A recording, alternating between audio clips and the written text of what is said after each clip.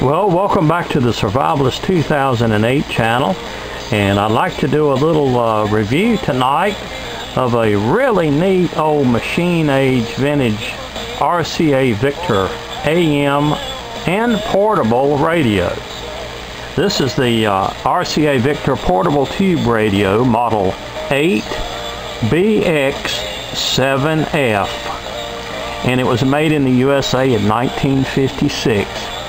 And as you can see, it's just a super looking radio, kind of a machine age techno looking style from back in the 50s. It's got a brushed aluminum, I guess that's aluminum, maybe steel, I think it's aluminum. And it's got a pink plastic case, yes, pink. And it's got a little rotatable antenna on the top. Now right now I've got my 80-meter dipole hooked up outside, and I have a small coil on top, sitting on top of it, which will help with bringing stations with inductive coupling. Now this is a 4-tube radio, and it covers, of course, the AM broadcast band, 540 to 1600 kilocycles. Now this particular radio worked on both 115 volts AC as well as DC. Now for the DC, as I've discussed in many of my previous videos, it has a 7.5 volt DC A battery to power the filaments. Of course today, this is the old battery, which is not hooked up, but I'm using 4D batteries in series for my filament. Now on the other side, for the B battery, it ran on a 90 volt DC B battery, as you can see here. And of course these are not available anymore. I think the A batteries are available, I believe, but anyway, the B battery, what I've done is I've created a little series of 10 9-volt batteries, and that provides the 90 volts for the plates. Now if you'll notice about this radio, any radio that has the old Connell red symbols on it, which is the old symbols for civil defense, that'll tell you that the radio is pretty old. And this particular radio was made in 1956 in the USA, and Connell red ran from 1951 to 1963. So anytime you see a radio with these little civil defense symbols, and that of course tells you where to tune during an emergency back in the 50s, early 60s, and that'll give you an indication of how old the radio is. Now I haven't tried hooking this up on AC, and I probably won't, because most of the power supplies in these old radios are of need of repair. Probably I need to replace the power cord and put a polarized power cord on it, and also probably need to change the rectifier. Those are usually bad, and I think it has a couple of electrolytic capacitors in it that need to be replaced. But I've got it hooked up, just kind of hooked up through the back using these DC batteries, and it works great.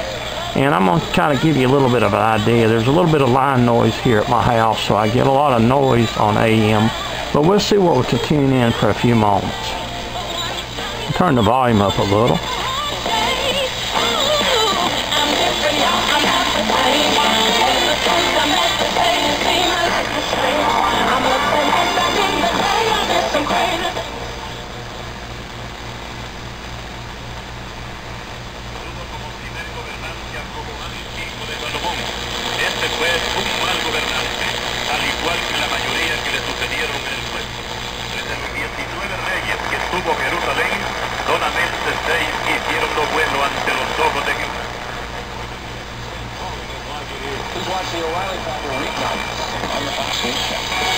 Weekdays on Fox Business. Bottom line here is we want investors. The favorite round front toilet. It's only $129.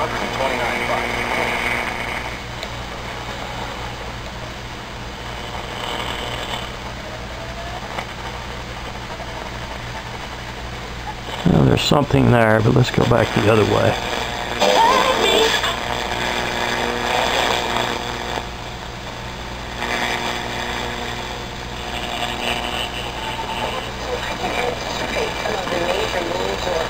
Oregon and Washington, we are expecting wind gusts up to 40 miles per hour, where red flag warnings as well as fire weather watches in effect.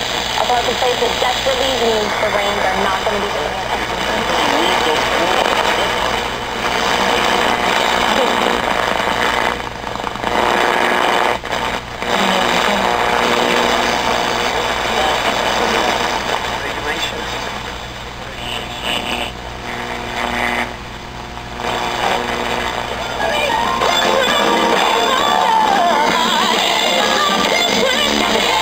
Looks like the local channel might be the best one to tune to tonight.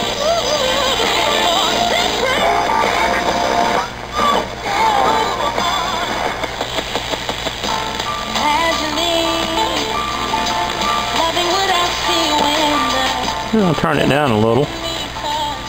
Now, when I bought this radio, I bought it on eBay a couple of years ago, and it was in pretty bad shape. It had been, I think, in a automobile shop, because it was covered in grease, dust, oil, everything you can imagine.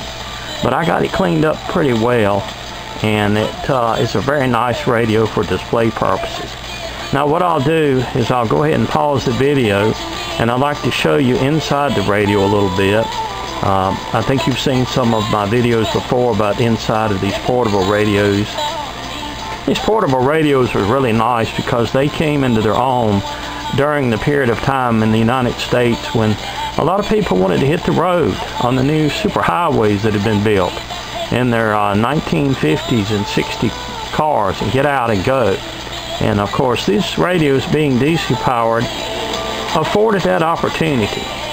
So this is a great old vintage radio from the 50s, and I love it. I'll be right back. We'll show you the inside.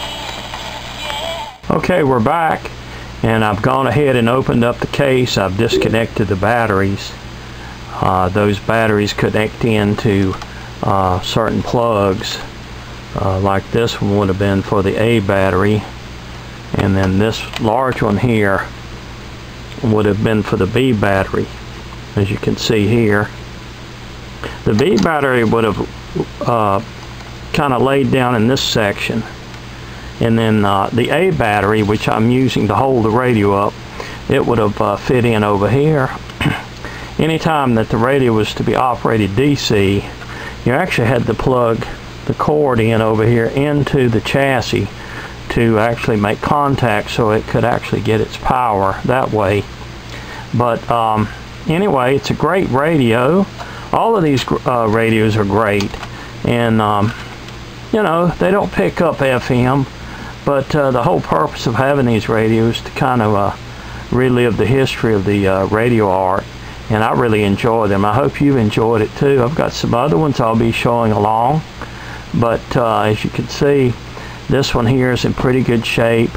Sounds pretty good for an AM radio, and with an outside antenna, it works a lot better. So that kind of wraps it up tonight for this Blast from the Past segment. And I do appreciate you watching. And until next time, take care.